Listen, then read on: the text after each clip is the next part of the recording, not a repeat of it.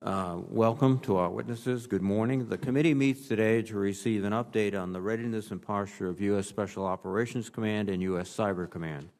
Our witnesses are Assistant Secretary of Defense for Special Operations and Low-Intensity Conflict, Christopher Mayer, Commander of U.S. Special Operations Command, General Richard Clark, and Commander of U.S. Cyber Command, National Security Agency Director and Chief of the Central Security Service, General Paul Nakasone.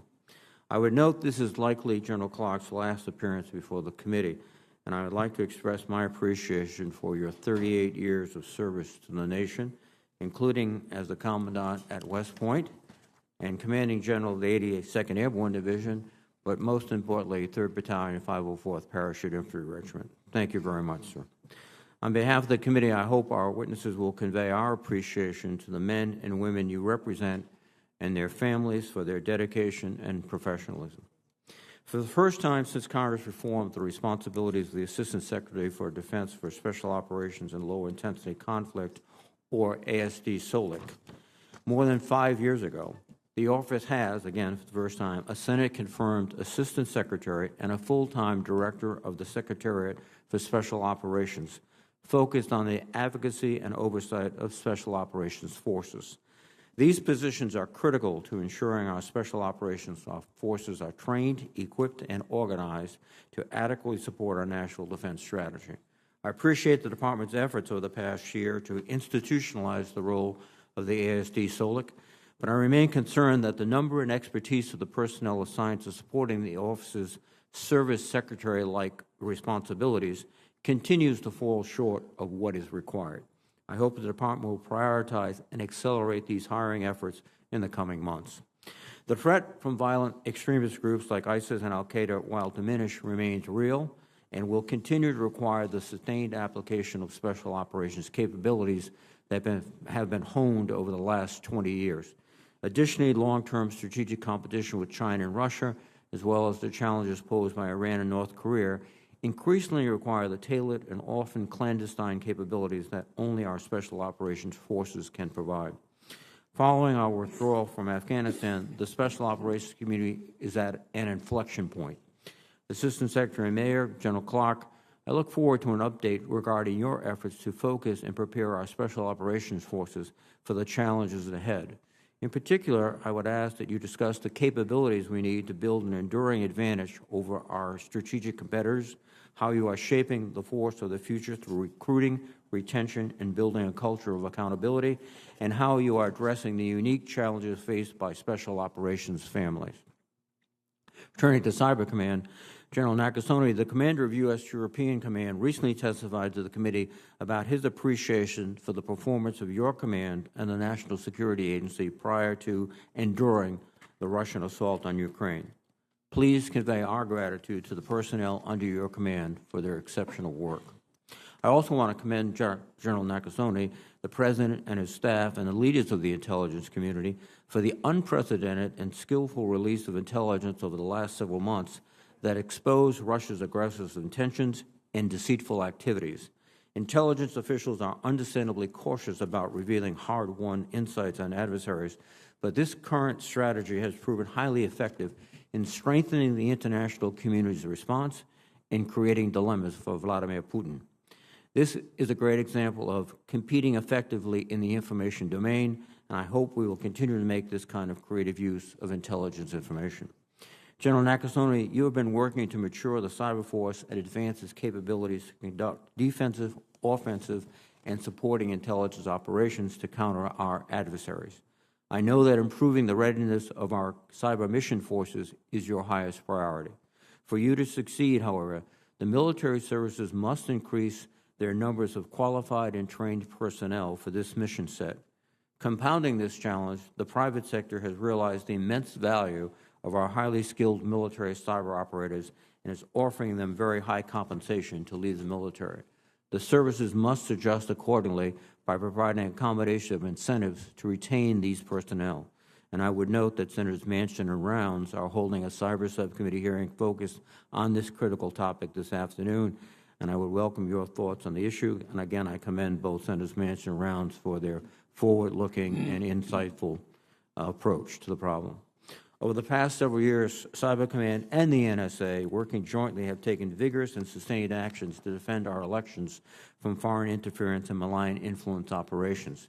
General Nakasone, with the 2022 midterm elections approaching, I would ask for your assessment of our election defense efforts, which you have described as an enduring, no-fail mission. Finally, I would note that, in accordance with changes in the global security environment and President Biden's heightened focus on the Indo-Pacific region, Cyber Command has shifted a task force to focus on competition with China and has created the China Outcomes Group under senior-level leadership. The work of these organizations will be of keen interest to the committee. I again want to thank the witnesses for their service and appearance before us today. I look forward to your testimony. Now let me recognize the ranking member, Senator Inhofe, please. Thank you, Mr. Chairman, for welcoming our great witnesses. As I've said many times, we face a more dangerous and complex set of threats than at any time during my life. Just last week, Army Secretary Christine Wormuth said, quote, "This is probably the most dangerous security environment in her 25 years." Well, it's the same with me, except it's more than 25 years. The Chinese Communist Party announced a 7.1% defense budget increase this year, continuing 2 decades of historic military modernization. Every day they give us more evidence that their goals and interests are fundamentally opposed to ours. Russia's invasion of Ukraine has upended European security. North Korea is developing more capable ICBMs. Iran has accelerated its aggression, and terrorist groups are reconstituting Africa and Afghanistan. For our witnesses today, you face challenges across each of these threats. In addition to growing their conventional military capabilities, our adversaries are expanding their use of irregular warfare and cyber to threaten the United States and our partners. Still working through the recent released 2022 National Defense Strategy, but I've seen an extensive description of the gray zone and expansion and cyber threat posed by each of our adversaries. But I haven't seen much in this budget so far about responding to those threats. General Clark, you have the daunting challenge of reoriented SOCOM for a high-end fight, even as you'll be stretched thin in shouldering the burden of the fight against terrorism. Like our Afghanistan withdrawal, I'm concerned we're taking too much risk there. Mitigating that risk will largely fall on you and your troops. General Nakasone, the pace of Chinese advance in cyber is pretty breathtaking, and our other adversaries are also moving fast. We want to make sure that we have the resources and authorities you need to maintain or regain your advantage. I definitely want us to do more in cyber cooperation with our allies and partners, so we'll have to look at funding for that this year also. I look to our witnesses to describe how the men and women they lead are postured to deal with this array of threats, and what this committee can do to ensure they have the tools necessary to be successful. So, Mr. Chairman, I thank you. Well, thank you very much, Senator Inhofe. Since a quorum is now present, I ask the committee to consider the following civilian nominees. The Honorable William A. LaPlante, Jr., to be Undersecretary of Defense for Acquisition and Sustainment, Mr. Eric K. Raven to be Undersecretary of the Navy, Ms. M. Tia Johnson to be a Judge of the United States Court of Appeals for the Armed Forces, and Dr. Marvin L. Adams to be Deputy Administrator for Defense Programs, National Nuclear Security Administration. Is there a motion to favorably report these 4 nominations to the Senate? Is there a second? Second. All in favor, please say aye. Aye. The motion carries. Thank you very much. Now, let me recognize Secretary Mayer, and then I'll recognize General Clark, and then General Nakasone. Mr. Secretary, please.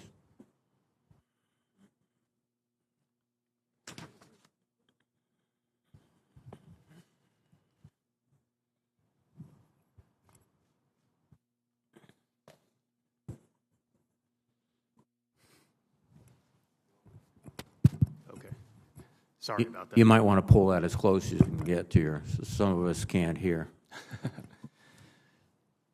Thank you, Chairman. Chairman Reed, Ranking Member Inhofe, and distinguished members of the committee, thank you for the opportunity to testify on the global posture of our nation's Special Operations Enterprise, or SOF. I am honored to testify alongside General Clark and General Nakasone, two of our nation's most dedicated military professionals. On a personal note, and reinforcing, Chairman, what you said, I would like to thank General Clark for his leadership and partnership during his tenure as SOCOM Commander during a time of major transformation and strategic importance. I also appreciate the leadership of Command Chief Master Sergeant Greg Smith, who is here today. The dedication, service, and sacrifice of our SOF leaders and the SOF community motivates me each and every day to ensure we are doing all we can to provide them the ways and means to win, regardless of the challenge. I would also like to thank Congress, and particularly this committee, for its steadfast support for our SOF warriors and their families. Since the establishment of SOCOM, our strong partnership with Congress has been instrumental to fielding the world's most capable and elite special operations force.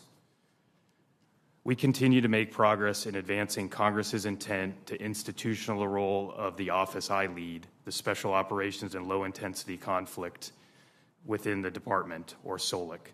Sustaining and enhancing the competitive advantage of the U.S. military, and even more broadly, the nation's capabilities in future fights, depends on our effectiveness to provide the civilian oversight and backing of the SOF enterprise.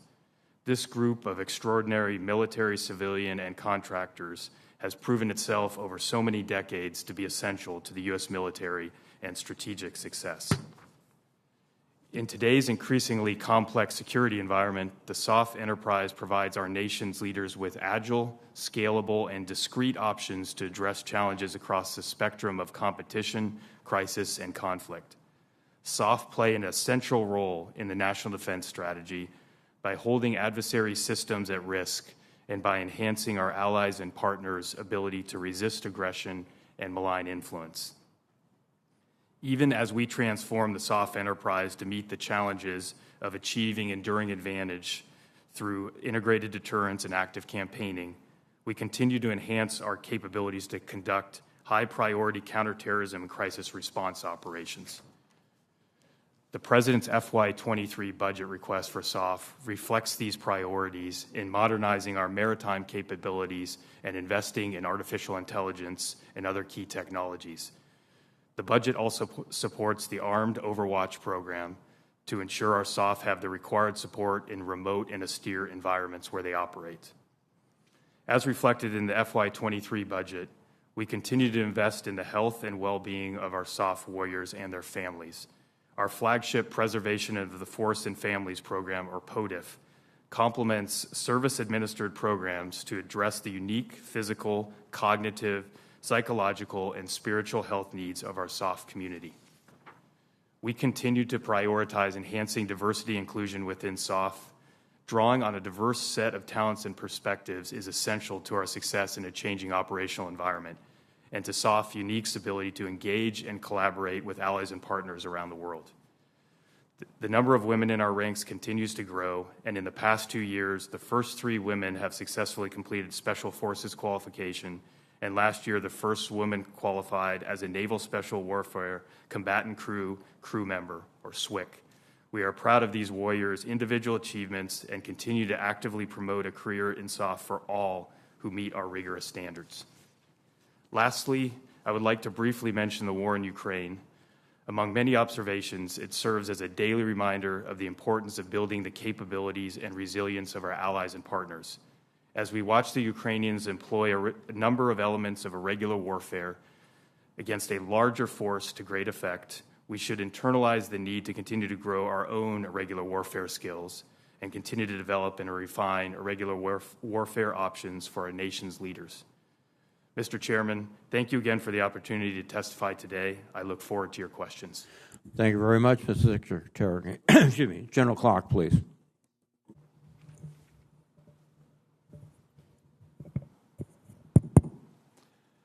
Chairman Reed, Ranking Member Inhofe, and distinguished members of this committee, thank you for this opportunity.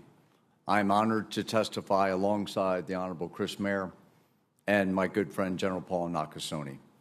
Joining behind me is Chief Greg Smith, SOCOM Senior Enlisted Leader. This is Greg's final time appearing before this committee before he retires after 33 years in uniform. He is representative of the extraordinary women and men of U.S. SOCOM, and I am consistently grateful for his counsel. This April 16th, next week, marks 35 years since U.S. SOCOM was activated. We are thankful for the foresight and support of Congress, and particularly this committee and Senators Nunn and Cohen, who had the foresight to stand up U.S. SOCOM. Thank you for your decades of continued support ever since. Your Special Operations Forces create strategic, asymmetric advantages for the nation across the spectrum of conflict. U.S. SOCOM bolsters deterrence globally through our campaign activities, all providing critical options for the joint force. We are also innovating and modernizing to build enduring advantage while strengthening our force and family. Amid continual challenges to the rule-based international order, maintaining a range of credible options underpins our nation's strategic advantage. We have witnessed Russia's unprovoked and unjustified invasion of Ukraine, China's coercive and malign activity in the Indo-Pacific, and efforts by other state and non-state actors, including violent extremist organizations, to sow instability. In this dynamic environment, U.S. SOCOM's enduring value resides in our ability to combat asymmetric threats, particularly in the gray zone and below the threshold of armed conflict. We employ precision and surprise to both prevail and respond in crisis. And our formations support the resilience and resistance efforts of our allies and partners, often through sustained long-term partnership with their Special Operations Forces. Regardless of the threats we face, SOF represent a critical strategic hedge to respond in crisis. Exquisite, tailored capabilities enable for us to undertake sensitive and high-risk missions, crucial to safeguarding our citizens and protecting our vital national interest. A cornerstone of all of these efforts remain our longstanding partnership with ASD SOLIC. The oversight, policy guidance, and advocacy within the Department of Defense provided by ASD SOLIC are essential for the modernization, readiness, and well-being of our SOF and their families. Together, we are committed to sustaining trust by strengthening our culture of accountability. We are preparing for future threats by unlocking our nation's diverse talent, and we are leading with our values through our continual efforts to mitigate civilian harm. As we speak here today, more than 5,000 men and women from SOCOM are defending our nation and standing shoulder to shoulder with partners in over 80 countries worldwide. The courage and commitment of over 75,000 members of our Special Operations community are inspiring. As this may be my final opportunity before this committee, I would emphasize that it has been the honor of my lifetime to serve with them every day. I look forward to your questions. Thank you very much, General Clark. General Nakasone, please. Chairman Reed, Ranking Member Inhofe, and distinguished members of the committee, I'm honored to testify beside Assistant Secretary Mayer and General Rich Clark. I'm joined today by Command Sergeant Major Cheryl Lyon, the U.S. Cyber Command, and NSA Senior Enlisted Leader. We are honored to represent the military and civilian members of U.S. Cyber Command. Command Sergeant Major Lyon and I want to recognize Rich Clark and Greg Smith and their families for 36 and 30 years of dedicated service to our nation. Well done, gentlemen. Defending the nation is the heart of U.S. Cyber Command's mission. The command has been integral to the nation's response to the current Russia-Ukraine crisis. We have provided intelligence on the growing threat, helped to warn government and industry to tighten security within critical infrastructure sectors, enhanced resilience of the DoD information network, accelerated efforts against criminal cyber enterprises, and together with interagency and allied partners, plan for a range of contingencies. Coordinating with the Ukrainians in an effort to help them harden their networks, U.S. Cyber Command deployed a hunt forward team who sat side by side our partners to gain critical insights that have increased homeland defense for both the United States and Ukraine. U.S. Cyber Command views 2022 as a year of significant opportunity for building our capabilities as we pursue 5 priorities: readiness, operations and defense of the nation, integrated deterrence, recruitment, retention, and training, and the Joint Cyber Warfighter Architecture and Enhanced Budget Control. My goal is a command that remains world-class, ready and capable at providing options and conducting operations in defense of the nation with wider partnerships and exceptional talent. These elements will be essential to national security as our nation faces an array of adversaries who are expanding in scope, scale, and sophistication. Cybersecurity is national security. Speed, agility, and unity of effort brought about by the connected relationship between U.S. Cyber Command and the National Security Agency is the ingredient that protects the United States against our enemies. The men and women of United States Cyber Command are grateful for the support of this committee and Congress that you have given to our command. I look forward to answering your questions. Well, thank you very much, General Nakasone. Before I begin, let me too commend Sergeant Major Greg Smith for his service. We all understand that the great advantage the United States military has are the NCOs and enlisted men, and thank you for your service. Secretary Mayor, we over the past many years have been trying to create these service secretary-like posture with SOLIC. And as I indicated in my opening testimony, it seems to me you need additional resources and additional facilities. Can you give us an idea of what you need to be that service-like secretary? Chairman, thanks for the question. And this committee, more than any other, I think has been a huge supporter of reinforcing the institutionalization of ASD SOLIC, so we very much appreciate that. Where I think we've made progress over the last year from the time I was last here testifying in front of you on institutionalizing the role of ASD SOLIC in the department with, frankly, a lot of advocacy personally from Secretary Austin. I think elements of the dual reporting structure that I am a big proponent of, where we report up one chain for policy and another chain for the service sec responsibilities, doesn't translate always well into the department. It just doesn't graft well on the blueprint. So that puts us at times at a disadvantage for competing for resources and some of the other aspects that we would need in a startup organization. I think your continued advocacy, your continued support for funding for staff, and as I think was highlighted in your opening remarks, the right mix of expertise and frankly senior expertise, where we're a small proportion as a ratio of senior executives who are having the responsibility to oversee many of the key aspects of the soft enterprise, and we're doing it with people who traditionally are at a lower rank as just some of the key aspects that we continue to work with the department to reinforce, sir. Thank you very much. General Clark, from your perspective as the commander, can you indicate how valuable the role is of the SOLIC and what improvements you might suggest from the standpoint of a commanding officer?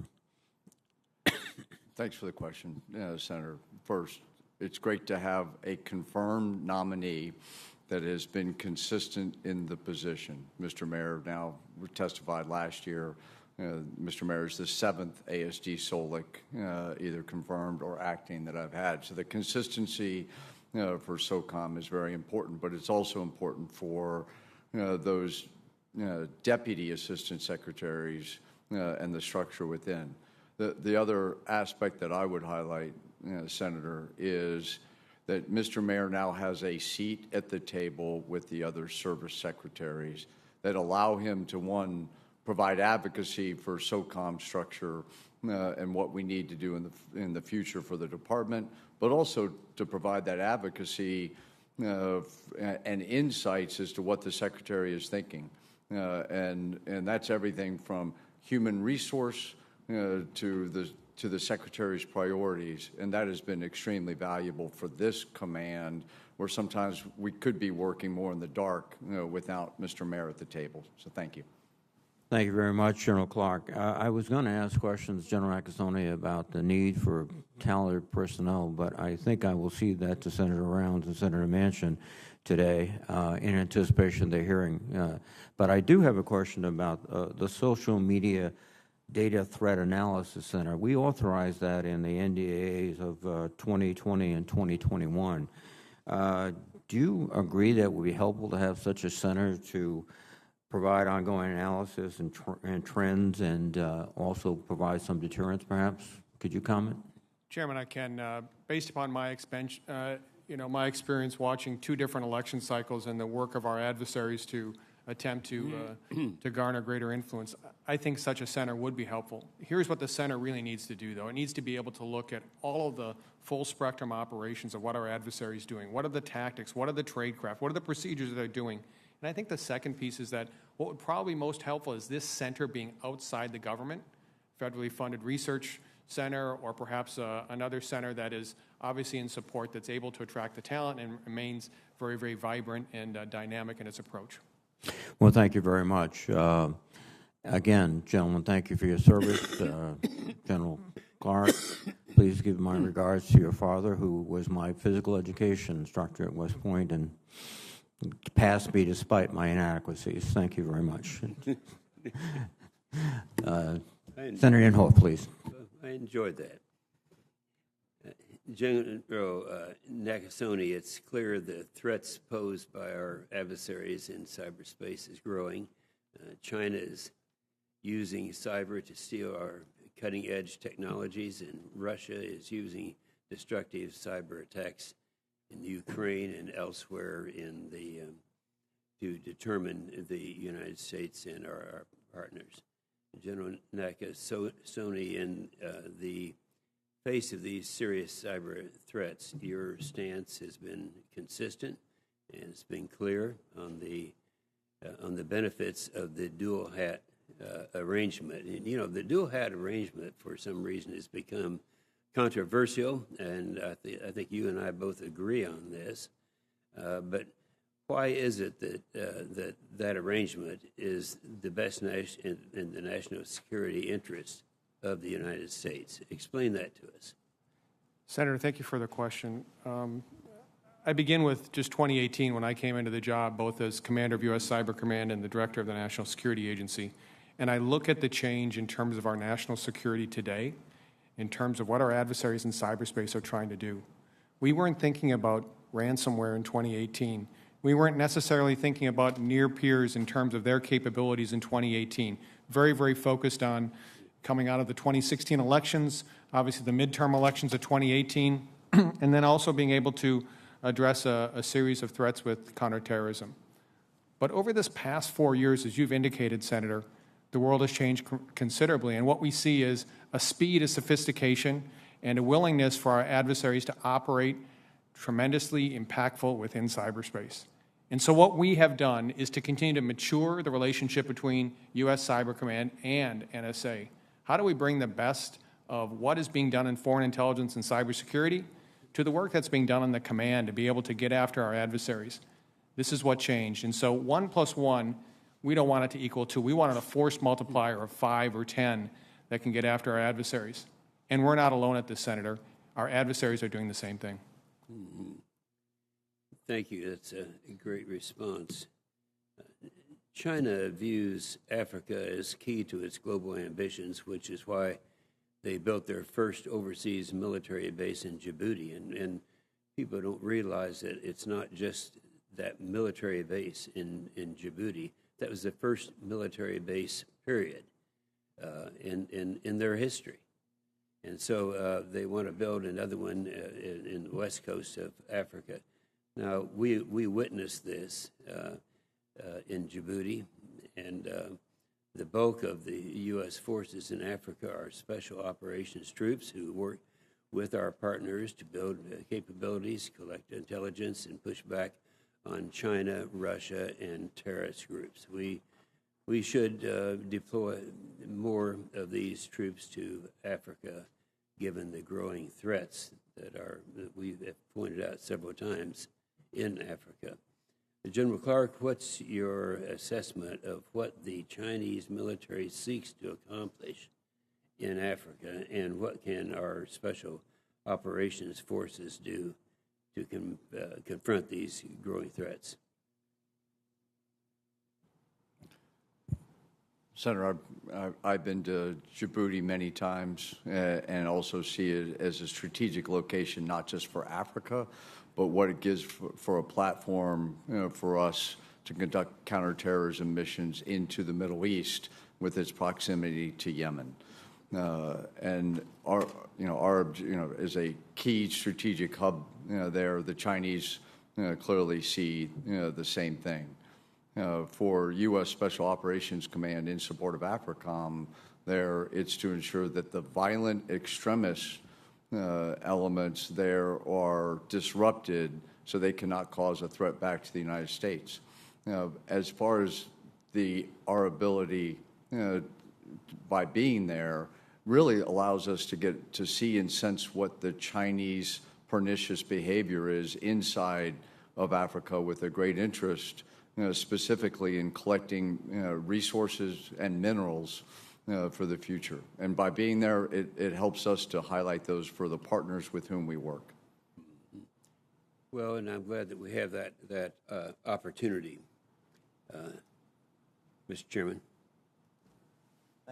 Thank you very much. Senator Gillibrand, please.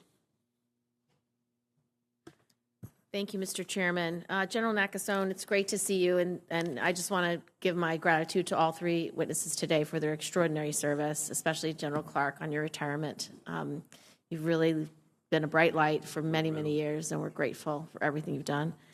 General Nakasone, I've advocated for the need for a National Cyber and Digital Services Academy, which was consistent with the recommendations of the AI Commission to train the next generation of the civilian cyber workforce. This would serve as a complement to existing fellowship and scholarship programs. Looking forward, what are the key competencies that these pipelines should be developing?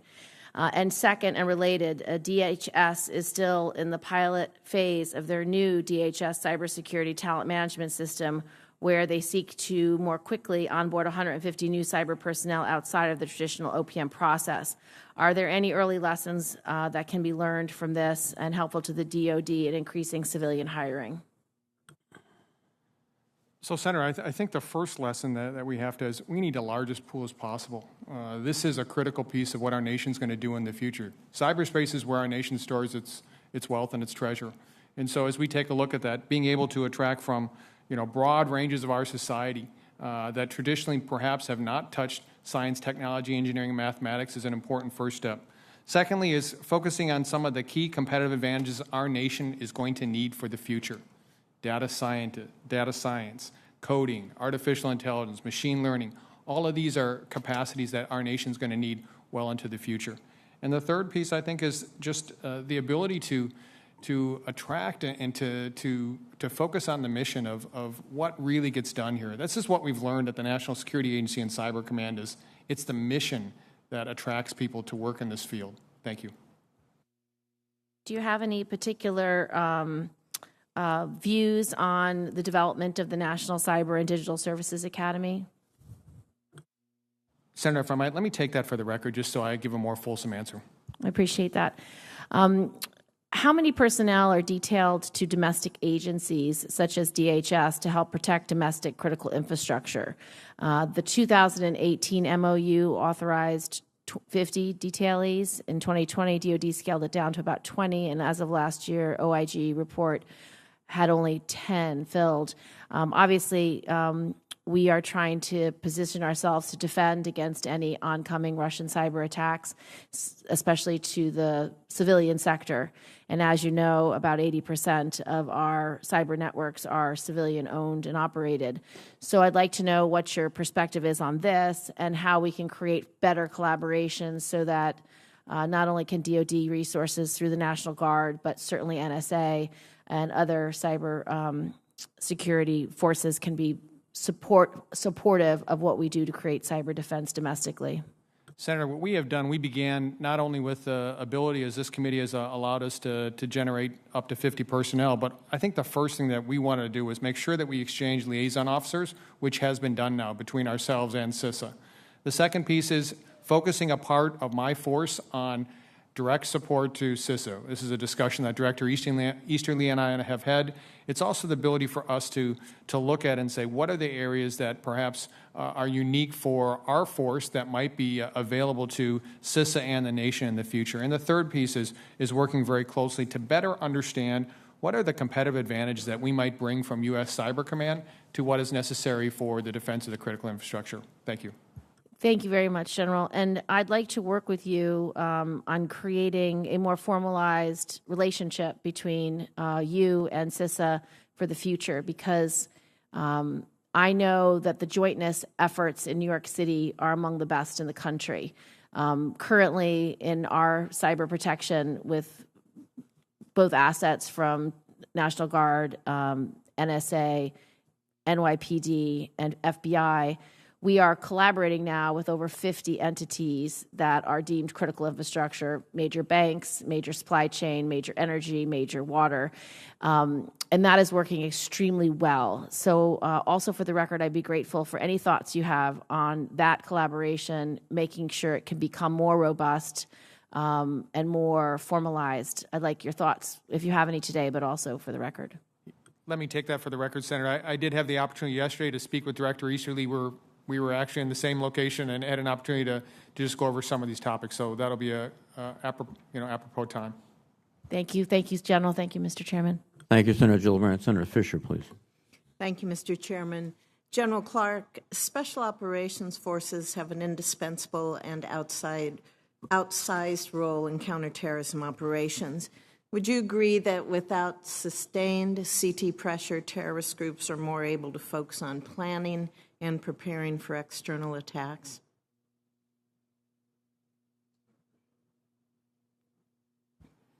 I would fundamentally agree. But I would also add that it's key to do that with allies and partners, because then you actually are able to expand and get a bigger bang for your buck.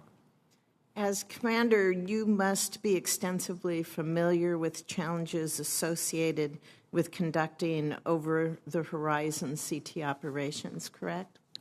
I am, Senator. Can you describe the challenges of conducting over-the-horizon CT operations without reliable partners on the ground, without basing access in neighboring countries, and without reliable access to airspace? Senator, it is more difficult, and I'm not going to sit in front of this committee and say that it is not. I would also, on the same hand, though, say that the last 20 years we have developed exquisite capabilities, and we can conduct counterterrorism missions over the horizon, and we have exhibited that in the past.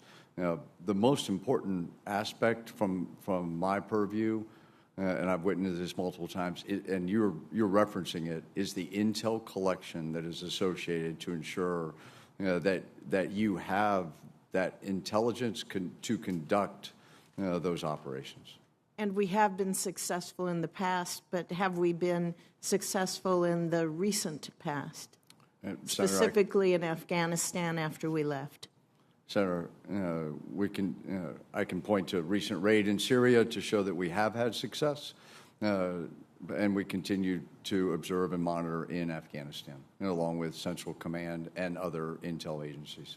In this setting, can you say if we've had success in Afghanistan? Senator, I think some of those questions best be served in a closed hearing. Thank you.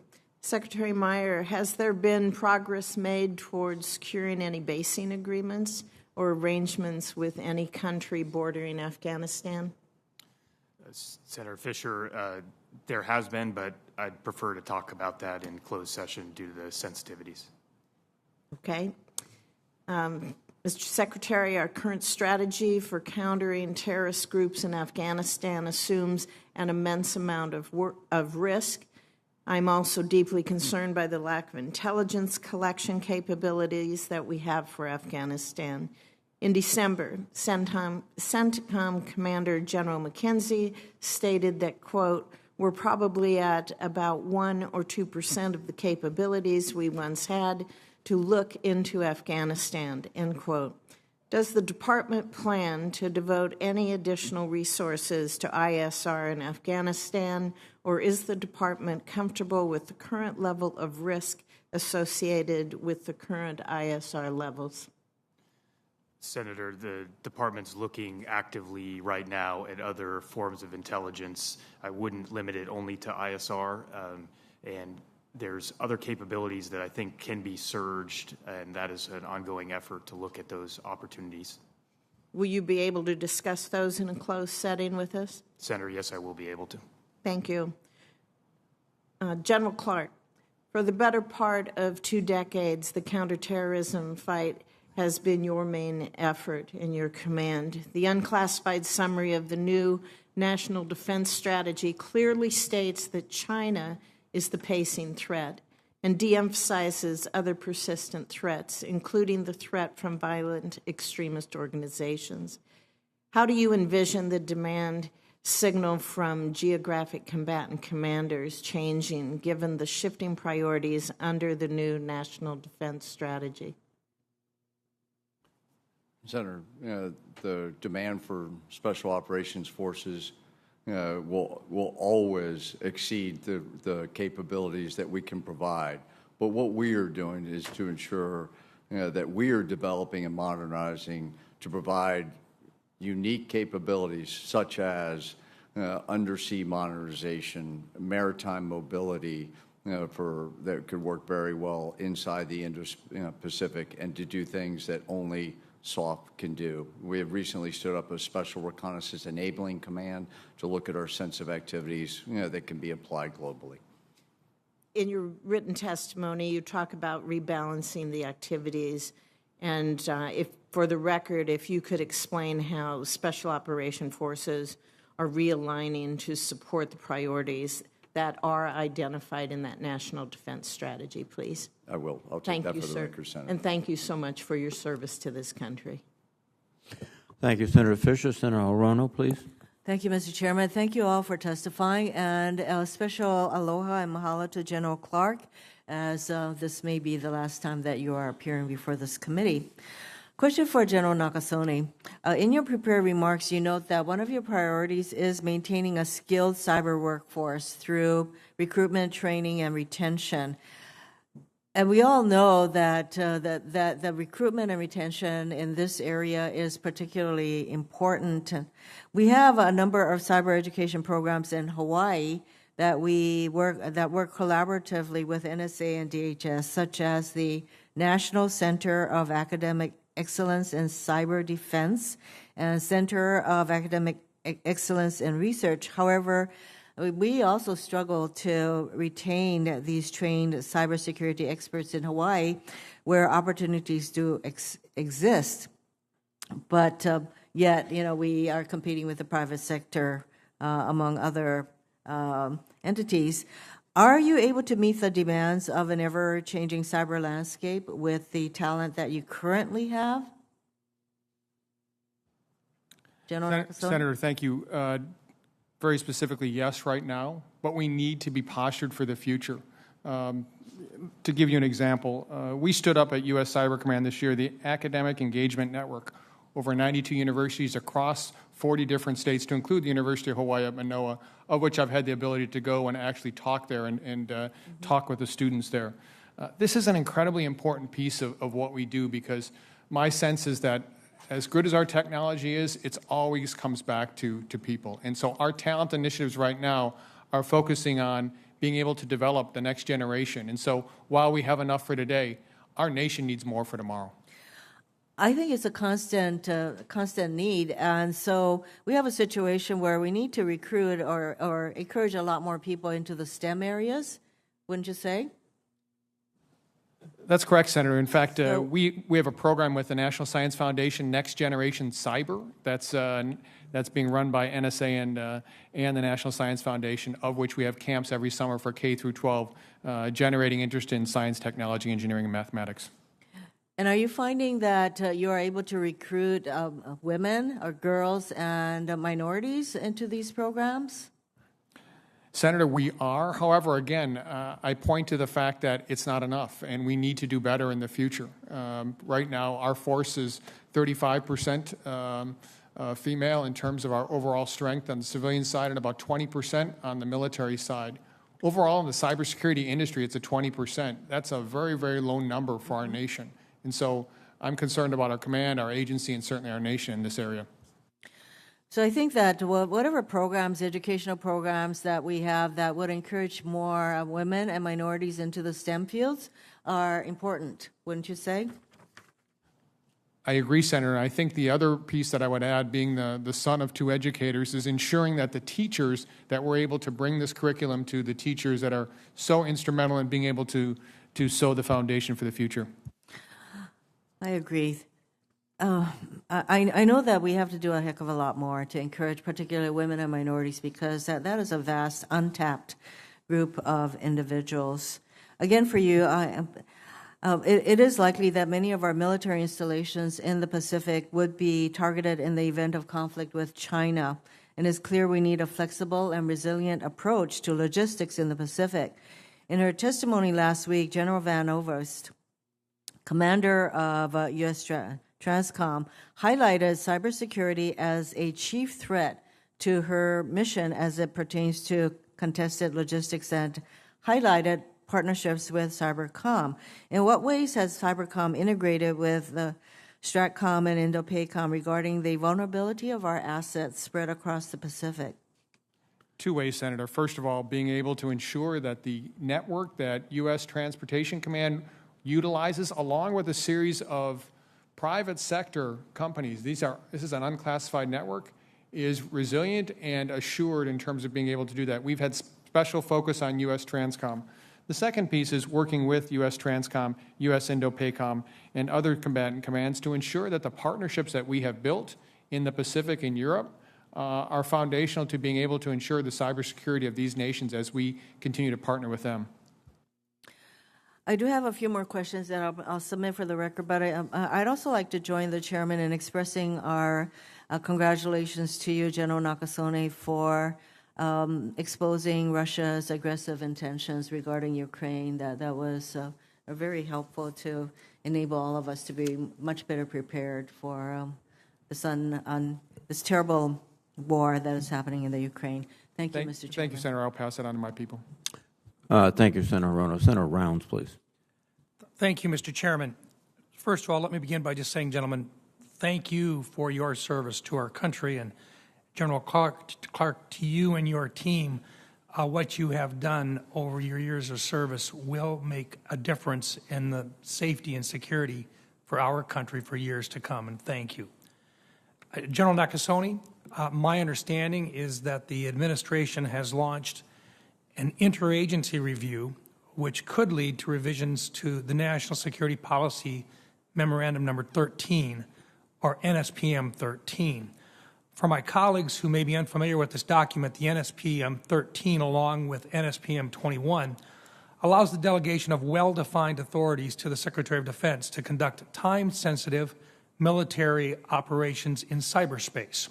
It is based on the idea of persistent engagement, which means continuously engaging and contesting adversaries in cyberspace.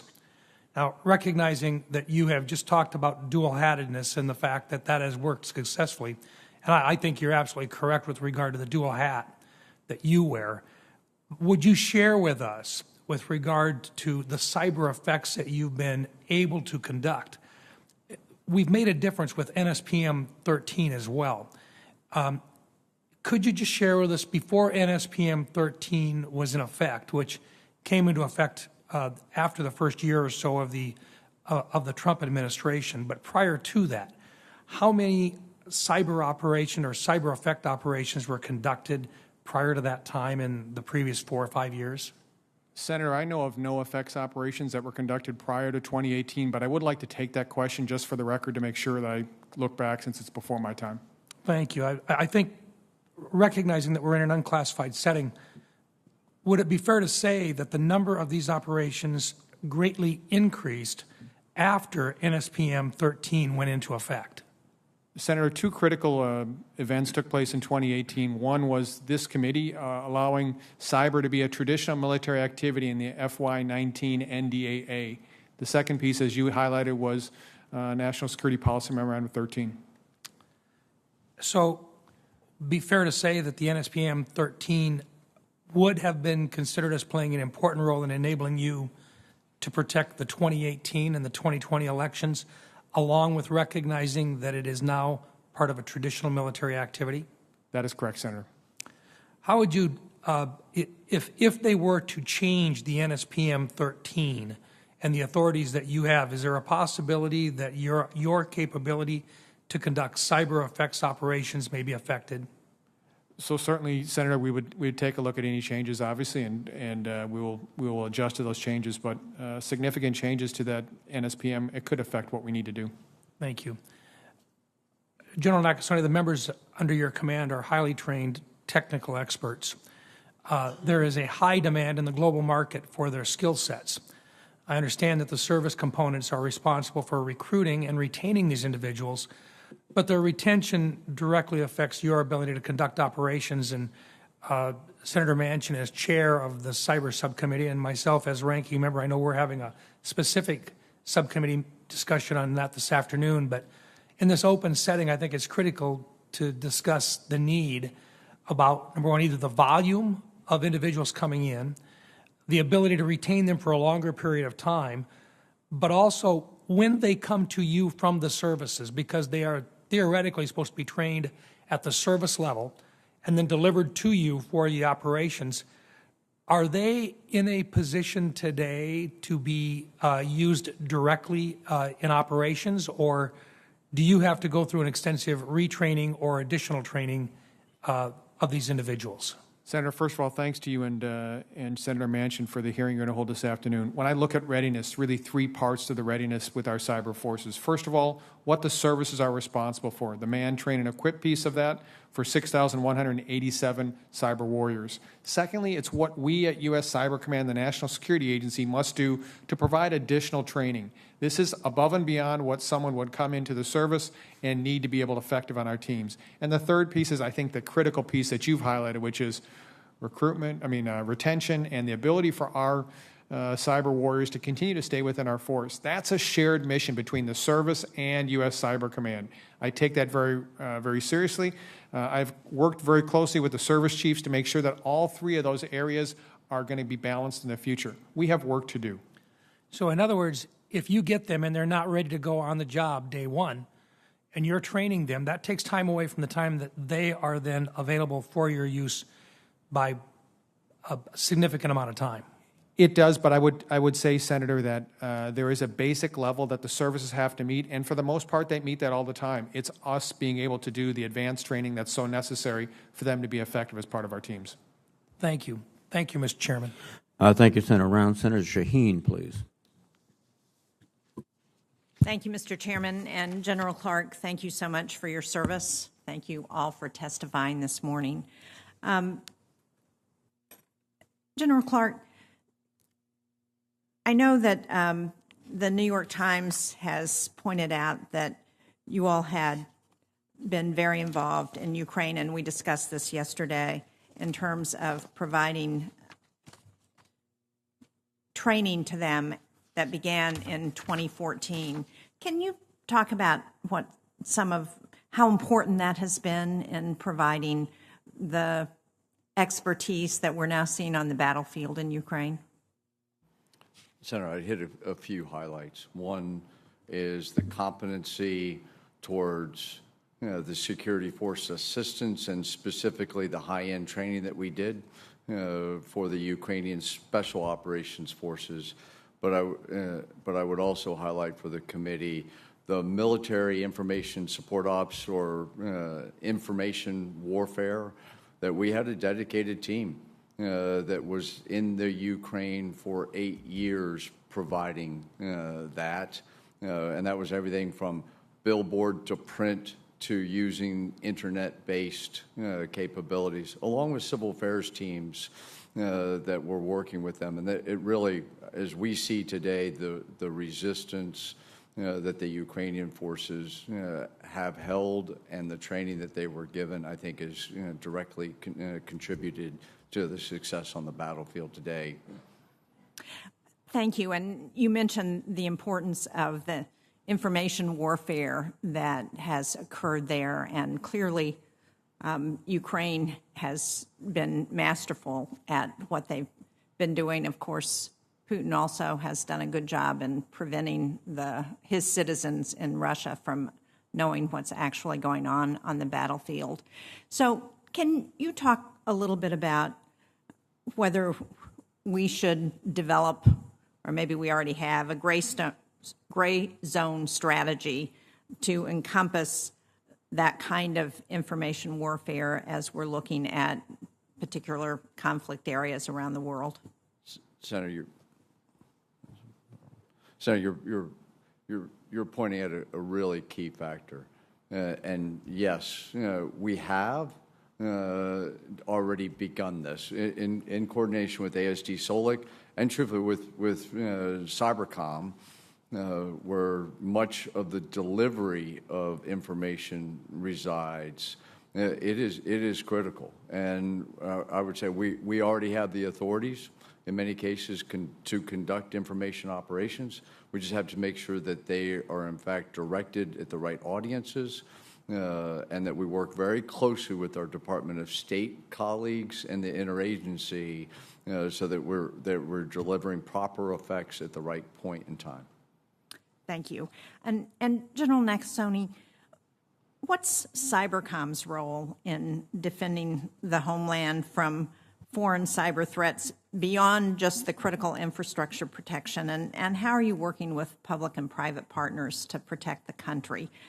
As we've looked at the potential for the Russian government to attack our critical infrastructure, and we still are concerned that might happen.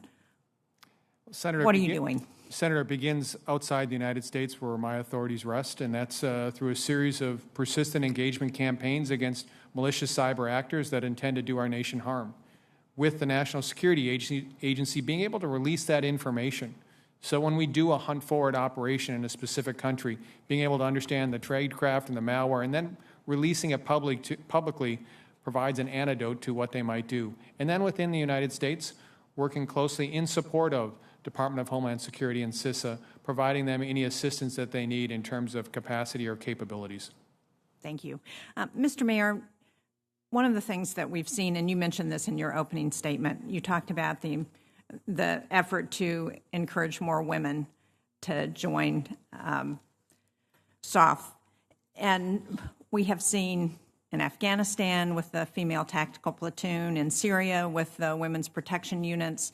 We're now seeing in Ukraine the important role that women are playing in conflicts, and they're actually getting more attention today than they were in years past. So can you talk about what we're doing to work with our international partners to highlight the role of women and make sure that they have the attention and support they need when we're working in an area? Senator, I think we concretely say that women in SOF are an operational imperative because of the ability to do some of the things you described in your question. It's critically important, and especially some of the areas we've traditionally worked, to be able to have women that are operators or have exquisite skills go to areas to be able to gather information that, frankly, men can't go, or have a different outreach capability to different parts of communities. And I think as we look towards a future fight, whether it's against gray zone competitors and non-state actors or state actors, we're going to need that capability. It's a force multiplier, ma'am. Thank you. Thank you, Mr. Chairman. Thank you, Senator Shaheen. Senator Ernst, please. Thank you, Mr. Chair, and gentlemen, thank you very much for your service to our country. General Clark, to you and Suzanne, and Chief Smith, to you and Tina, thank you very much for your collaborative effort in supporting our SOF warriors and their teams. There's no doubt that our Special Operations Forces are the most capable of military elements on the globe, and of course our cyber forces, General Nakasone, are essential to the defense of this nation. And we have to ensure that both of these elements are fully resourced and modernized to defeat the current threats to our national security. So, General Clark, health of the force is the fifth pillar in your command, and it ties into directly the first soft truth, which is humans are more important than hardware. I think we all believe that. And I, like you, want to make sure that we're providing our service members with the best care possible. So can you talk through SOCOM's efforts focused on brain and behavioral health for our service members and, of course, for their loved ones as well? Hey, thank you, Senator. Our people are our most precious resource, and we got to put the resources behind that to ensure they're taken care of. Specifically, the Brain Health Initiative, falling within the preservation of the force and family, is one of the critical things we do. We focused initially on the physical domain because that's what you could see. But what we were finding is through the invisible wounds that some of our warriors might, TBI. Multiple explosions, multiple breaches, and proximity to those explosions is having an impact. And so we are working very closely. I recently went up with Chief Greg Smith up to Boston, where we were working with Mass General and a couple academic departments and universities up there to look at how we can do imaging that previously we could not do except on a cadaver. And this may be groundbreaking for us to be able to determine beforehand what some of our operators may be going through. And so, as you are well aware, we stood up an additional pillar within our preservation of the force and family, specifically towards the cognitive domain, because we realize that this is the most important part for our people is their what's inside their brain housing group, that they can make the right decisions, and it affects everything they do. So we're going to continue working to improve our operators and their families' lives. I appreciate that, sir. So important. And you brought up the preservation of the force and family, as did ASD Solik Mayor. But how can we take this program and sustain improvements in how our military approaches sustaining those SOF operators? Again, just focused on POTF. How do we sustain and improve? So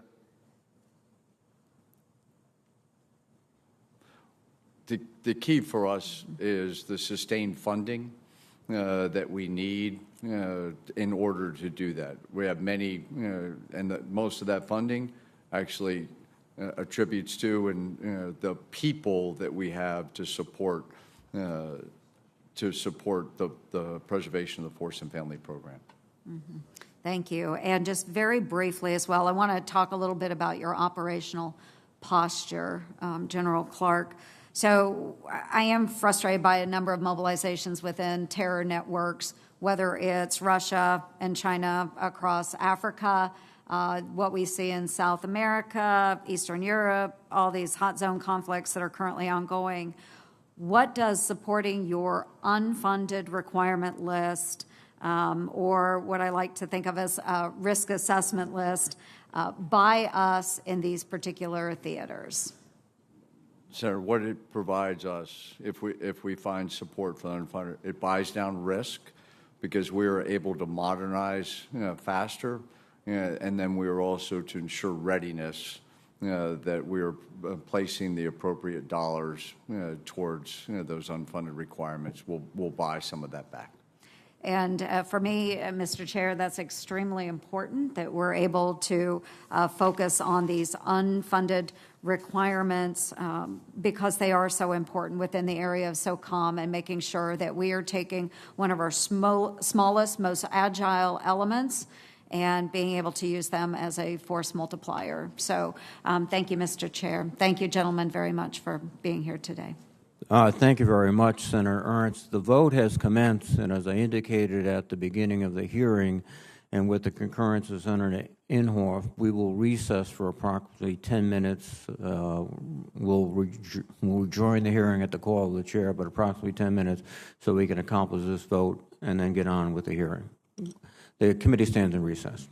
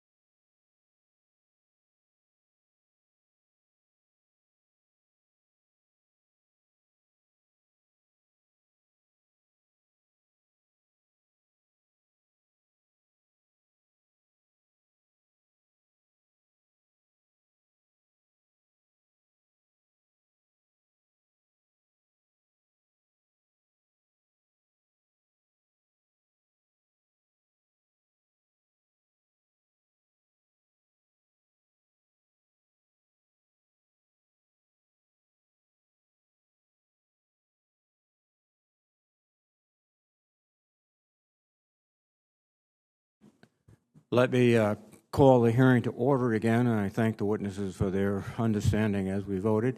And let me recognize Senator Rosen. It is. Well, thank you, Chairman Reed. It pays to be the first one back from votes, doesn't it? So thank you. I want to thank you for testifying. Thank you for your years of service and continual service. I know you're going to continue to serve on, and for everyone else that is here.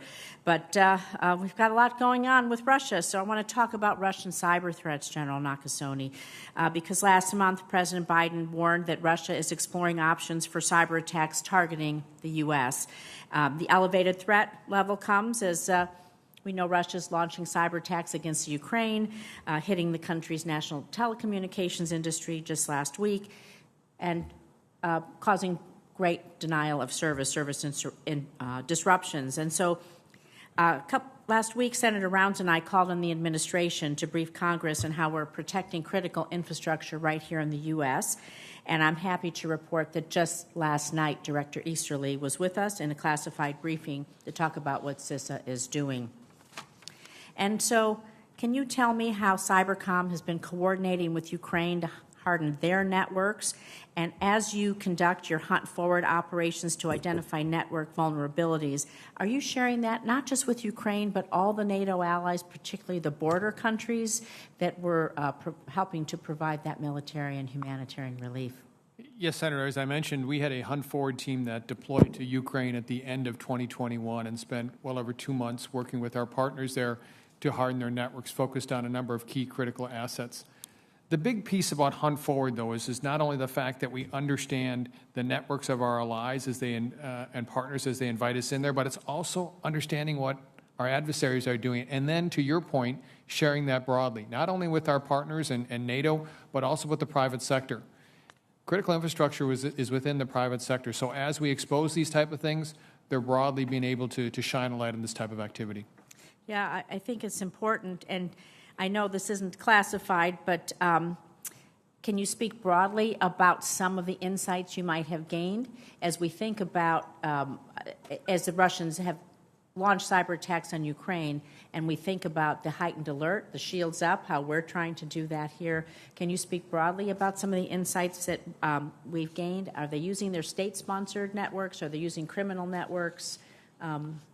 So broadly, Senator, what I would say is what we learned is obviously what we had a pretty clear indication, which is the fact that there's a persistence that the Russians have towards this type of activity, and they have been in the Ukraine for a long time. So being able to identify the persistence, being able to identify the adversaries, being able to share that information, again, broadly with our partners, broadly with our allies in NATO, and then most importantly with the private sector, again, reinforces this idea of you can't hide in terms of what you're doing. Thank you. I look forward to some more classified briefings with everyone. But I want to move on to you, General Clark, because we know the world is watching. We know Iran is watching. We know this for sure. And so we have to combat Iranian aggression. And in several previous hearings, we know Iran and Iran-aligned militia groups, they're increasingly targeting the United States installations and service members in Iraq and Syria via rocket and, of course, drone attacks. On a regular basis, Iran is, of course, we know, the world's leading state sponsor of terrorism. They threaten the United States. They threaten our allied interest in the Middle East and around the world via both direct attacks and through its support for Hezbollah and the Islamic Republic's other terrorist proxies such as KH and AAH. So can you discuss the threat Iranian-aligned militia groups in the Middle East are posing to our U.S. troops and allies? And do you believe the United States, how do you think we should respond as you're currently addressing this threat? Do you have the necessary authorities besides the ability to act in self-defense? Senator, I've spent a long amount of time in the CENTCOM area, and specifically in Iraq. And I've watched the Shia militia groups, as you accurately described, their capabilities, which are only growing, particularly as General McKenzie identified to this committee in the missile and in their unmanned aerial systems, which threaten U.S. forces. I'd leave the policy side to what we do with the authorities to Mr. Mayor, but at the same hand, I would say that we continue with our special operations forces to provide options for those policymakers by seeing and understanding how they can conduct these attacks and what they were, and try to be in front of those attacks to provide those options.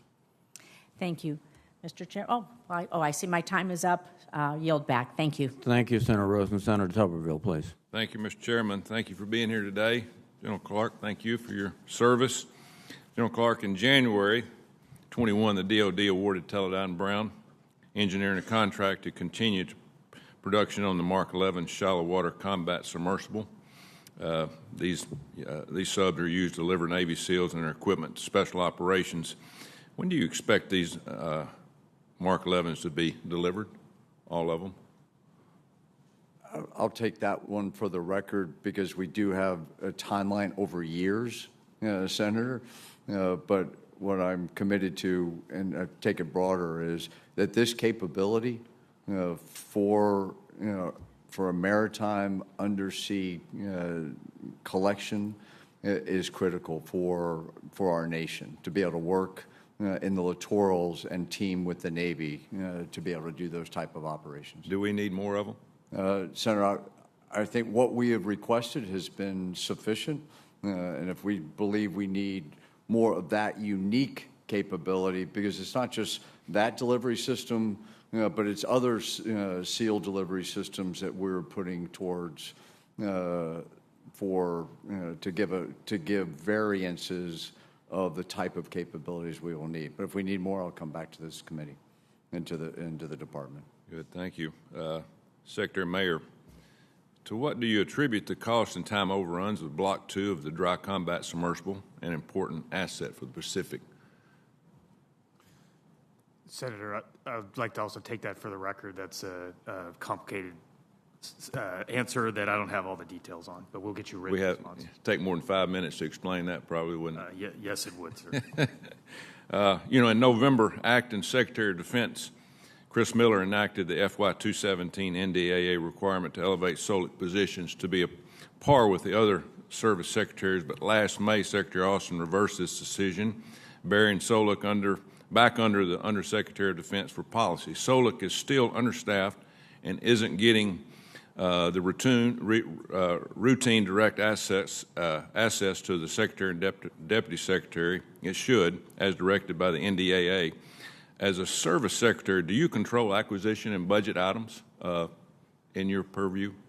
So, Senator, by law, I do not for acquisition, but I approve the special operations budget. So the answer is yes to one and no to the other. Okay, thank you. I'd like to say this, that, Secretary Austin changed us back, but this body really we believe in civilian oversight, and hopefully we can get back to that somehow. General Nakasone, in July 2021, General Hayden said that the joint warfighting concept had, quote, failed in many different ways, end quote. Couldn't produce a victory against an aggressive red team and needed a new emphasis on space and cyber. Where specifically regarding the Indo-Pacific did the joint warfighting concept, JWC, fall short with cyber? So, Senator, this is one that I certainly will take for the record just because I want to provide a classified response to that. There is some very unique things that we have addressed, but again, I think it's better to put that in a classified response. All right. What resources to ensure cyber protections across the joint force have you asked for and not received? Is there anything that you hadn't received that you've asked for? Senator, not right now. I think the broader question, which the department is working towards right now, is how big a cyber force, and that's a study that's being undertaken right now. We will grow by 14 different teams over the FIDUP, but I think that, in our estimations, that is probably a down payment on a broader force that's going to be necessary for the nation. How can we help you in this coming budget? I think the biggest piece is just the continued support of our talent initiatives. We've talked about this. The importance of being able to grow a force begins well before they ever are recruited for any of the services or enter civilian service. Thank you. I'd love for you to come to Alabama and check our new cyber technology and engineering school, grades 9 through 12, top in the state. Started 2 years ago. It is unbelievable and going to be unbelievably successful will open the doors of its new building this year coming up in September. And we have over 150 in it now, and it is an amazing place of education, and I think it's going to be very beneficial to what you're doing. And I'm talking about high school kids. I'm not talking about college. And these kids will be ready to go to work as soon as they get out of high school. So hopefully one day you can visit in Huntsville. Senator, I would enjoy that. I would also ask, Senator, to solicit your assistance for our academic engagement network for U.S. Cyber Command. We have 4 institutions within the state of Alabama, but given your long experience as an educator, I think your proponency within the state of Alabama could double that number. Thank you. Thank you very much. Thank you, Mr. Chairman. Thank you, Senator Tuberville. Senator King, please. Thank you, Mr. Chairman. Before beginning my questions, I want to associate myself with the questions of Senator Rounds about National Security Presidential Memorandum 13. My understanding is that the administration is considering changes. Substantial changes, I believe, would be a grave mistake. It would undermine deterrence at the worst possible moment. And I've communicated that to the White House along with Congressman Mike Gallagher, my co-chair of the Cyberspace Solarium Commission. General Nakasone, if you can answer this in an open session, why no Russian serious cyber attack in Ukraine? We all thought that was going to be the first thing they did, and it didn't happen. I know there were some attacks, but nothing of the scale that we were expecting. Do we have an answer to that? So, Senator, I think I'd begin by saying we're not out of Ukraine yet, and so obviously our position right now is one of vigilance in terms of anything that might still be done. In terms of what the Russians decided to, I would anticipate that this was based upon a series of assumptions that they may have made. I think coupled with the defensive capabilities that we were able to work with a number of partners within Ukraine. And then thirdly, I think is just a realization that a lot of times these are very, very difficult attacks to be able to conduct. Yeah, I think their assumption was the war would last a week, so they didn't really have to do that. That seems to be one of their gravest mistakes. I'm concerned about attribution. If we're going to respond to cyber attacks, we have to have timely attribution. Are the U.S. government's attribution assets adequate? Do we coordinate adequately? Who's in charge of attribution if a cyber attack occurred tomorrow? Is it you? Is it NSA? Is it the FBI? Is it CISA? Where does that responsibility fall?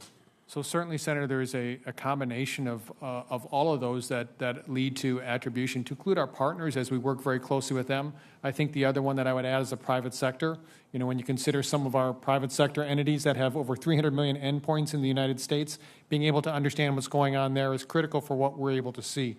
But ultimately, this is brought up to a policy-level decision based upon what we're able to provide from intelligence and our partnerships with industry and foreign nations. It makes me nervous when I hear the first part of the answer being coordination. I like it when somebody's in charge and responsible, but I understand that the coordination is important.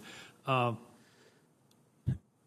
of the, I don't know if I'd call it a gap, but you mentioned, for example, outside of our borders. That's where NSA's responsibility is, CIA's responsibility is. We're no longer in a world of borders, and what concerns me is a cyber attack that originates in a foreign country but goes through a server in New Jersey or California, and therefore it's a great question as to where that cyber attack is coming from. Are we adequately, do we have adequate authorities and lines of authority and definitions to deal with a foreign cyber attack that comes through U.S. infrastructure? So I think that we're making much better progress in being able to address some of those authority gaps. You've identified one of the areas that we certainly were relevant during the SolarWinds most recent supply chain attack, when our adversaries had positioned themselves within the United States, and we found that there was a blind spot there. So again, the breach notification that has been done, the discussions in terms of upping the standards for both national security systems and government systems that the administration have done, I think have all contributed to this. But you point out a key piece, Senator, which is this is much more difficult than one person being in charge. There's not one agency, one department, or even one entity that has all the information, and so why this coordination is so important. We talked about recruiting talent, and I know that's an issue that's been discussed in other questions. One of my questions is, what about tenure? Is it an issue in cybercom that you have soldiers and sailors and Marines, people that come through, but they're only there for a limited period of time and then they move on, or do they move on within cybercom? Do we have enough continuity, or is that an issue that we need to address? So that's an area that each of the services handles differently, and I think each of the services has to focus on this. Once we train an operator within our force, we're very, very reluctant to have them go back and do anything else but cyber. And I would offer that most of the cyber operators, that's all they want to do is cyber. And so, again, the investment in this and repeat tours is critical for us to maintain our readiness. So we do have repeat tours now. That's a standard part of the way you operate. We certainly do, but I think there could be more. General Clark, I'm running out of time. Just a short question. Are you providing the kind of training that you did to the Ukrainians to other allies, particularly in Eastern Europe and in special operations? Yes, sir, we are, and I can give you more detail or provide that for the record, and we continue that through what is going on in the Ukraine today. Well, I think what's going on in Ukraine in terms of success has been attributable to lots of factors, but one of them is the training that you've provided. Thank you. Thank you. I'd agree with that assessment. Thank you. Thank you, Senator King. Senator Blackburn, please. Thank you, Mr. Chairman, and thank you to each of you for the update. General Clark, I want to talk about the small unit dominance for just a moment and see where you are with that to provide solutions for SOF small unit dominance. And what progress have you made to bolster the collaboration with external government and non-governmental organizations concerning advancement of adversary asymmetric advantages? And then when you look at your resource shortfalls, when it comes to information gathering, situational awareness, where are you with that? As you are very well aware, and as we have talked, Fort Campbell and the men and women that are stationed there, and this is something that's important to them. Senator, you bring out a great point about our forces.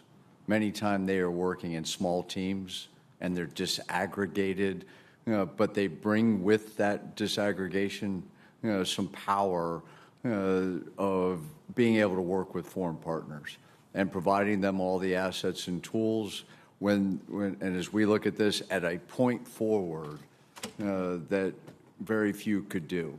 And that it's accepting to the host nation that they can work there because they have the culture, they have the language, and most times they're combat credible forces who've been tested on the battlefields in Iraq and Afghanistan and Syria, and providing them all the tools that they need. What we are focused on is specifically giving them the most tools that they can have for what we call the hyper-enabled operator that we're putting. That is one of my top 5 technology focus areas to make sure that they have those tools. And a lot of that will be, as you referenced, making sure that we can put artificial intelligence and machine learning forward at the edge where they are. And in the 22 NDAA, SOCOM, we have the operating concept. You need to articulate an operating concept that supports the joint war-fighting concept. And when you're looking at that joint landscape, how do you seek to define that, and then how are you filling in those gaps as you bring in and avail technology? Senator, you're hitting a really key point, that working with AST Solek, who has given us guidance to actually look at our force structure and come up with that operating concept for 2040. Because I believe we have the force size that we need, but within that force size that we have, we actually have to do some restructuring to ensure that we can properly compete with a nation state like China and develop those unique capabilities that will be required for that future conflict. Okay, and then in that vein, as you look at all of this, how are you going to bring into review different levels of and degrees of specialization and competence, and how do you do that with your existing force? Yeah, the way we do it now, and it works best, is through experimentation. We actually create exercises and venues so that we can actually test those, and we're doing that today. So as you look at our operations and maintenance budget for this year of about $9.7 billion, that is what directly contributes to that experimentation and building the future force that we will need. Okay. Before I run out of time, General Nakasone, I always appreciate your insights. I want you to talk for just a minute about the value of the current cyber defense partnerships that you have and how that affects your multi-domain partnerships, how that affects your multi-capable operations. Senator, let me begin with the partnerships in a number of different phases. So first of all, I would say our partnerships with the National Security Agency is critical to what we do. U.S. Cyber Command is powerful based upon our partnership with NSA. The second piece is the partnerships that we have with the private sector. As I mentioned, the change that's taking place in cyberspace is mainly taking place within the private sector. So having those partnerships, like our under advisement program that this committee sponsored, is critical for what we're doing. The third piece is partnerships with our allies. Hunt forward teams, 9 which were conducted in 2021 by the invite of foreign governments coming into their networks and understanding is critical. Okay, I'm over time, but let me ask you, having those partnerships, does that help you to retain some of the human capital and the troops that you need to retain? Most definitely. I mean, people want to work with the private sector. They want to be able to deploy. They want to be able to work with academic institutions. There's an excitement that goes with that. Okay, thank you. Thank you, Mr. Chairman. Thank you, Senator Blackburn. Senator Manchin, please. Thank you, Mr. Chairman. First of all, thank all three of you for your service, and General Clark, thank you and your family. I know how commitment that is and what a commitment it is, but now you get to spend hopefully a little time with them. To General Clark and to Secretary Mayer, this is for you all. I know the comments in your advanced testimony about Special Operation Forces, unique training authorities, and the need to maintain readiness in a diverse global environments that we're in. I wanted to make sure you are both aware that in West Virginia we're working and making our state more available to SOCOM. Training operations, we have parts of this, we're only 3 hours away now. We're not that far. You can hop, skip, and a jump. Available for SOCOM operations. We have parts of the state that are in great condition for training opportunities if it hasn't been brought to your attention. From subterranean and complexes to austere rural and urban environments, there's a surface mine land that is possible for transfer to DoD for nothing, zero, $1 to make it legal probably. For the East Coast base units to train is significantly reduced cost compared to similar training that you're going to travel to the West Coast and do. It's right in your backyard. My office has been working with J3X representatives from SOCOM in our state, as well as the West Virginia National Guard, to highlight that what we have to offer, and I hope to have you out soon to do a site visit. If you could, I would appreciate it very much. So if your SOCOM staff has not briefed you on this program, would you work with me and maybe come and visit and see what we have to offer?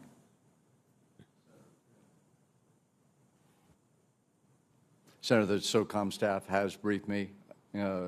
Having been appointed to West Point from Martinsburg, West Virginia, by Senator Byrd 42 years ago. You got to come. You got no option. I am very familiar with West Virginia and this initiative and your hosting of 2nd Battalion, 19th Special Forces Group, and our continuous assessment that we run in your state. Well, we're a state that's totally committed to the defense of this country, and I think it proves that by the amount of veterans that we have who fought in every war and conflict, shed a lot of blood.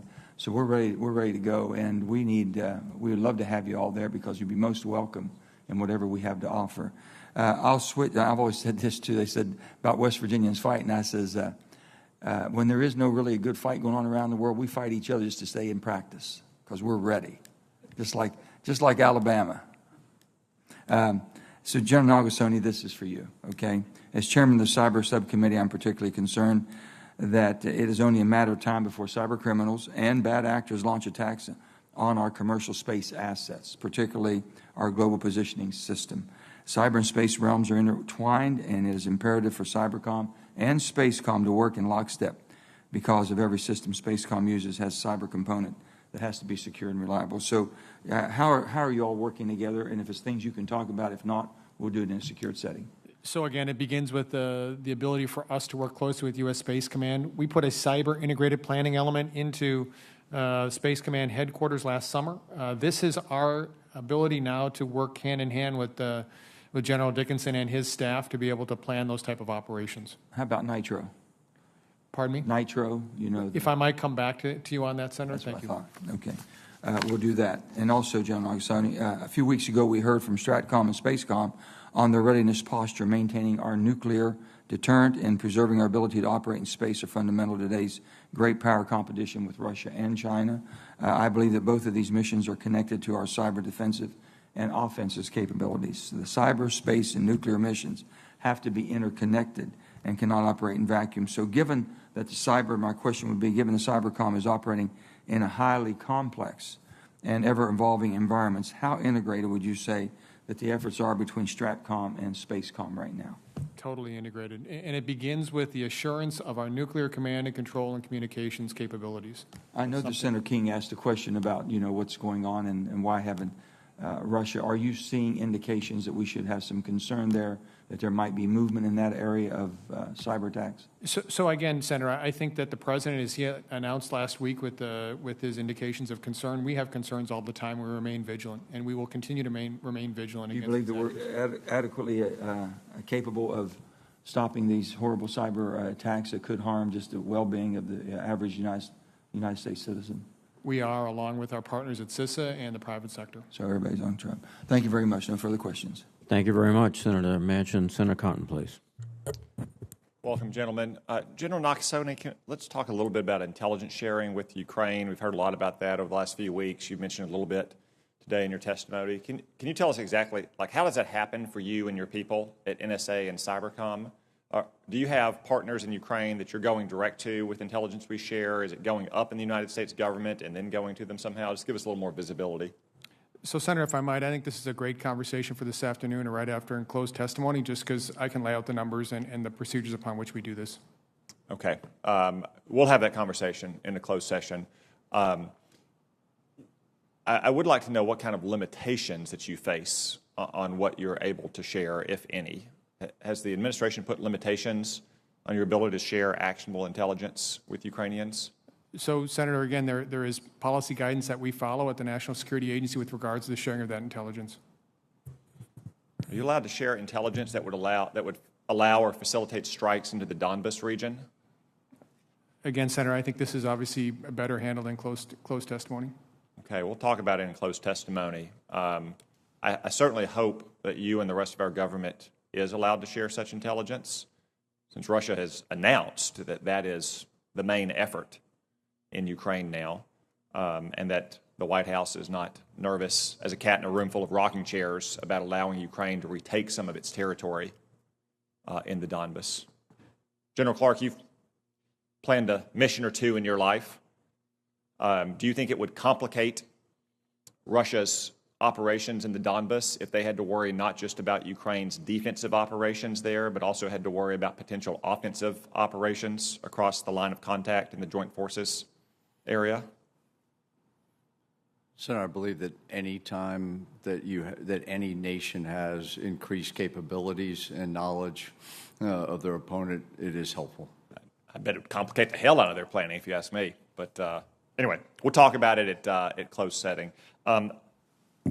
General Clark, I want to talk to you briefly about a couple matters. The first is Afghanistan and the so-called over-the-horizon counterterrorism strikes we heard so much about last summer in the lead up to and during the collapse in Kabul.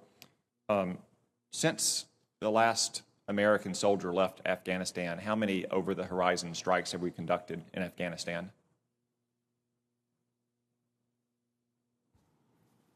Senator, I'm not aware of any over-the-horizon strikes that have been conducted since we departed Afghanistan. Yeah, unfortunately, neither am I. I think it might have been better called over-the-rainbow counterterrorism strikes at the time by the White House. Another thing, General Clark, I want to address with you is the authorities you have. Last year, when the Biden administration took office, one of the very first actions was to remove approval delegations for actions outside of Iraq and Syria, so places like, say, Yemen. We talked about it in this hearing last year, and you probably remember me referencing a story from the previous president about his first encounter with this question when he was asked to approve a strike, and he didn't understand why some captain or major or colonel who was on the ground wasn't approving it. Has the Biden administration's policies affected your ability to get after terrorist targets in places like Yemen or Somalia or elsewhere? Senator, I defer those specific questions to the geographic combatant commander. We continue to give that capability to those combatant commanders to conduct those strikes with our soft personnel. I defer policy over to Secretary Mayer if there's anything that he would want to add on top of that. Secretary Mayer, is there anything you would like to add on top of that? Senator, I think there's been no change in the policy from where we talked a year ago. So at what level in the United States government does a strike against a bad guy in Yemen or Somalia have to be approved? Do you have to wake the president up in the middle of the night and ask him? Senator, is that question for me? Sure. So I think it varies based on the geographic area, but there's very few that rise to the level of the White House. Most of those are within the DoD hierarchy, sir. And at what level in the DoD hierarchy? Do they have to go to the combatant commander? Oftentimes the combatant commander, sir, but I think it varies depending on how low they're delegated. In some cases, it's well below the combatant commander. Okay. General Clark, I have a lot of confidence in you and your combatant commanders, but you know who I also have a lot of confidence in? People who are doing jobs that Major and Colonel Clark used to do back in the day. Thank you. See you in the closed setting. Thank you very much, Senator Cotton. Senator Blumenthal, please. Thanks, Mr. Chairman. Thank you for being here. Thank you all for your extraordinarily distinguished and dedicated service to our country. General Nakasone, in your responses to Senator Cotton, you didn't mean to say that we are not sharing intelligence with Ukraine, did you? I did not. I said that, I believe, Senator, I wanted to make sure that we talked about the details in a closed setting. But the idea that we are denying intelligence or refusing to share intelligence is incorrect. That is correct, Senator. Thank you. General Clark, I wonder if you could provide some background as to why use of undersea vehicles for inserting our special operators is important, whether it is through the dry combat submersible or through the existing undersea warfare platforms that we have.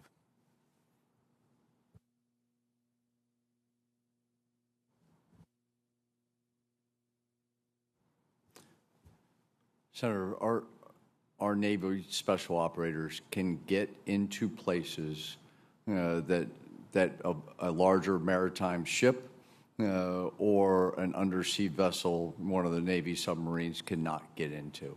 And it provides us the opportunity, which I can cover specifics in a closed session, to get in places that we need to conduct reconnaissance in and to be able to give the joint force insights for potential future conflict and for competition.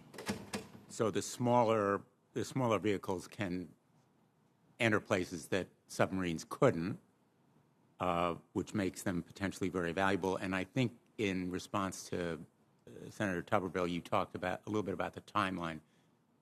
What is the fastest that we could see those dry combat submersibles available? Senator, we are testing one now.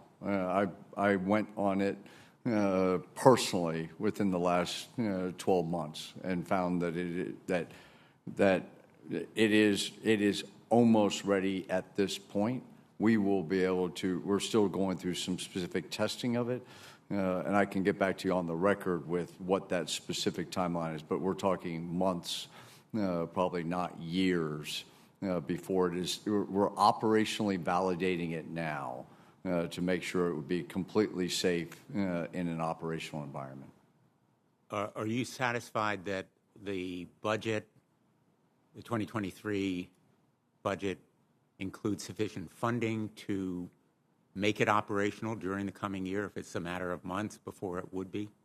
Senator, I do for this year's budget, but there are additional capabilities that we will continue to advocate for to build the modernization not just of the dry combat submersible, but other undersea clandestine type vessels that will also assist us in the maritime and the littoral domain. I'd appreciate hearing more, whether it's in a closed setting or on the record in writing, more about yes, sir. This program. I'll take that for the record, Senator. Thank you.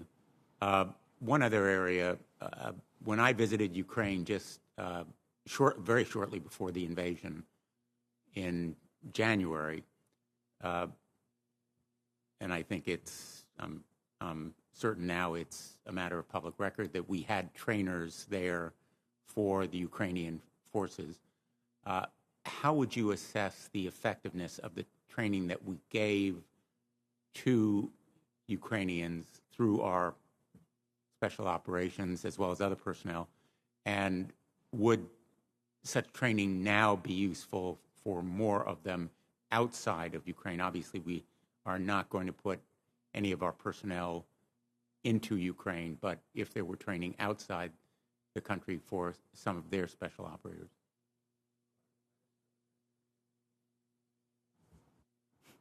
I assess that training is very effective in what we did for 8 years prior, for both lethal capabilities, but also in the information operations. And I do believe that at Ukrainians' desire, based upon what they will need in the future for what could become a protracted engagement with Russia, we should look at and assess what future capabilities they will need, because they will need to have a sustained effort. And I think we could provide those if the policy is decided. But I think that would benefit the Ukrainians in the future. Absolutely. Thanks so much, General. Thank you all. Thank you, Senator Blumenthal. Senator Sullivan, please. Thank you, Mr. Chairman. And gentlemen, thank you for your service here. General Clark, I want to, well, both you and General Nakasone, I think you are two of our best four-star commanders focused on lethality, warfighting, crushing our enemies when called upon. And I just really want to thank you for that. And General Clark, for your service. If you're going to be retiring soon, I hope you're not retiring soon, but I understand it's maybe close to 40 years now, so good luck with everything, but you've done an exceptional job, both of you have. I just want to emphasize what Senator Cotton mentioned, General Nakasone, on the intel sharing piece. I think you would get I know you can't say a lot here, but I think it's strong bipartisan support to the extent we can share as much intel, of course, without compromising sources and methods, with Ukrainian forces, including in eastern Ukraine. I think it's really important, and I think I'm speaking for a lot of senators on this committee. General Clark, I have a kind of a multi-part question. Could you elaborate a little bit on SOCOM's role in building out Ukrainian special forces over the last several years? And then what lessons are we applying with regard to what we've learned there to Taiwan special forces? You know, one of the things that you mentioned in the What We Do section of your vision for SOCOM is helping shape the environment to reduce risk, prevent crises, and set conditions for success in competition and conflict. And I'd like to get a little sense, to the extent you can talk about it here, on what we're doing to help Taiwan the way we've helped Ukraine, particularly in the SF world. Senator, when we first started training with the Ukrainian Special Operations over 8 years ago, they were a smaller force, and they did not necessarily have a SOCOM-like headquarters. That force grew to 3 brigade equivalents commanded by colonels and a training regiment. And they also, over the last 18 months, added a resistance company made up of what we would like a home guard that was embedded in each one of those. And that was through the persistent effort of not just the U.S., but we also brought in allies from other NATO countries. And you're seeing, obviously, some of the success of that training and structure in the current conflict. Yes, Senator, we are. What about Taiwan, to the extent you can talk about that? Senator, I would prefer to talk about Taiwan in a closed setting, but broadly, building both resistance and resilience in the force. Resistance being the ability to give the punch, but resilience being the ability to take the punch and make sure you can get back up through medical training, through logistics, and through communications is critical. And I think we got to work on both of those with other nations writ large. Let me ask a question for both of you, kind of again a two-part question. General Clark, Rear Admiral Howard recently wrote a piece in USNI and talked about making sure our Special Operations Forces were combat ready for new tactics, techniques, particularly in some of the most stressing environment and hard target conditions. And he talked about SOCOM competition in the high north. And are there initiatives that you are undertaking? And General Nakasone, can you talk a little bit about what NSA Alaska has been doing, the capabilities that they bring? Even a lot of Alaskans aren't aware of the great work that goes on, particularly as it relates to Russia and other places, that goes on in the high north of America and Alaska with the build-out and exceptional work that NSA Alaska is doing. General Clark, can you take that question first, then General? Yes, sir. I just left Norway less than 10 days ago, where I observed our Special Operations Forces working in the 200 miles north of the Arctic Circle, using all of their capabilities, insertion clandestinely, looking at hard targets, working with partners. Simultaneously, as you know, there was another exercise going on in Alaska where we also had a large contingent of all elements of our Special Operations Command that were practicing, experimenting. And so just this alone highlights for you the importance of training inside the Arctic for those hard targets in the future. Thank you. General Nakasone. Senator, geography matters. And as we take a look at our ability to provide both indications and warning and awareness of the Pacific, a critical element of this is what the men and women at NSA Alaska are doing today. And so that location in your home state has provided us insights into our adversaries' actions and provided protection to our forces that are deployed in that region. Thank you. Thank you, Mr. Chairman. Thank you, Senator Sullivan. Senator Hawley, please. Thank you, Mr. Chairman, and thanks to all of you for being here. Thank you for your service. I want to come back to this question of Taiwan that Senator Sullivan was just asking about. Let me frame it this way. Secretary Mayor, let me start with you. I think the Ukrainians are showing how effective and important irregular warfare can be for defeating an enemy invasion. And obviously, that's got a lot of potential relevance to the situation that we see in Taiwan. Our goal in Taiwan, I think, hopefully we all agree, should be to prevent an invasion. We don't want to be behind the 8 ball where we're trying to displace one. But we've got a plan for all scenarios, and so irregular warfare has an important role to play. You testified last year, I'm going to quote you here, that the United States should strongly, that's your word, consider options to strengthen Taiwan's irregular warfare capabilities, including their ability to fight in depth, that's you again, using resistance networks or other capabilities after a Chinese amphibious landing. Is that still your view? It is, Senator, and I think we're doing more work in that regard as others have testified. Perfect. Can I just ask you to expand on that? Because can you give us an update on what you're doing to help strengthen, what the Pentagon's doing to help strengthen Taiwan's irregular warfare capabilities? So, Senator, I think General Clark already hit on some of that. Obviously, we can only go so much in this session, but I think consistent with the Taiwan Relations Act, we are doing all we can to look at a whole of resistance approach. So in some cases, that means doing more exercises, more ability to touch aspects of the Taiwanese infrastructure and determine its both, as General Clark said, ability to take a punch and give a punch. That's sort of the most basic level of our assessment at this point.